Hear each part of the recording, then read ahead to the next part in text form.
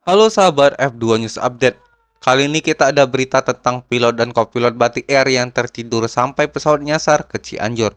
Komite Nasional Keselamatan Transportasi KNKT merilis laporan pendahuluan terkait insiden pilot dan kopilot pesawat Airbus A320 maskapai Batik Air rute Kendari Jakarta yang tertidur selama 28 menit. Meski tidak menyebabkan jatuhnya korban, insiden itu menyebabkan pesawat ngelantur sampai ke langit Cianjur. Insiden tersebut menyebabkan pesawat registrasi PK LUV tersebut sempat keluar jalur penerbangan dan tak merespon pusat pengendali wilayah. Tidak ada yang terluka dalam insiden ini dan tidak ada kerusakan di bagian pesawat. Seperti tertera dalam laporan awal pendahuluan KNKT yang diakses dari laman resmi di Jakarta Sabtu 9 Maret 2024.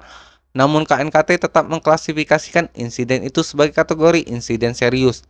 Di tengah penerbangan dari Jakarta menuju Kendari, pilot menawarkan kepada kopilot untuk tidur karena dia tampak kelelahan. Kemudian kopilot memutuskan untuk tidur selama 30 menit dan pilot mengambil alih tugas kopilot sementara.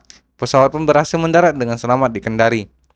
Dalam investigasi KNKT tertulis bahwa selama transit di Bandara Udara Holuwoleo Kendari, pilot dan kopilot menyempatkan untuk makan mie instan.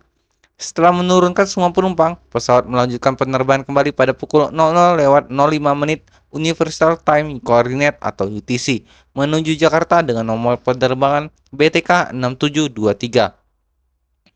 Total penumpang yang berada di pesawat menuju Jakarta itu tercatat sebanyak 153 orang. Saat pesawat mencapai fase ketinggian jelajah 36.000 kaki, pilot dan kopilot melepas headset dan volume pengeras kokpit dinaikkan. Saat itu pilot meminta izin kepada kopilot untuk beristirahat dan kopilot mengambil alih tugas pilot sementara waktu. Beberapa saat kemudian, pilot pun tertidur dengan kopilot yang masih terjaga mengambil alih tugasnya. Selang beberapa waktu, pilot terbangun dan menawarkan kepada kopilot apakah dia ingin beristirahat, namun kopilot menolaknya.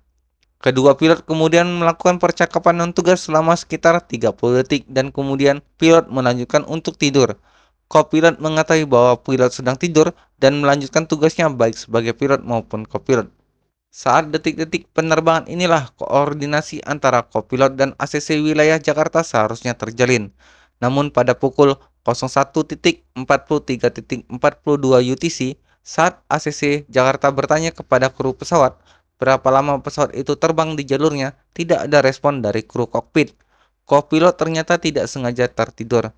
ACC Makassar dan ACC Jakarta menyediakan layanan pengatur lalu lintas udara dengan memanfaatkan sistem pengawasan atau radar service.